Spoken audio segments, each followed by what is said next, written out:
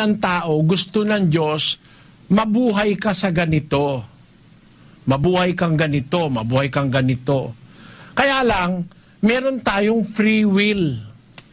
Meron tayong free will. Pinagkalooban tayo ng pamimili ng Diyos. Hindi tayo ginawang parang robot na wala kang choice. Ang robot kasi walang choice eh. Nakaprograma sa computer ang buhay niya. Pero ang tao, meron tayong free choice.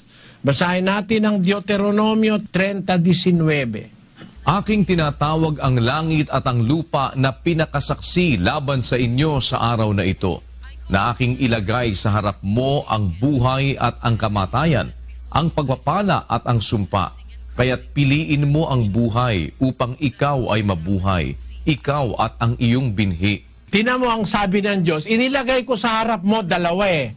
Buhay at saka kamatayan. Pagpapala at sumpa.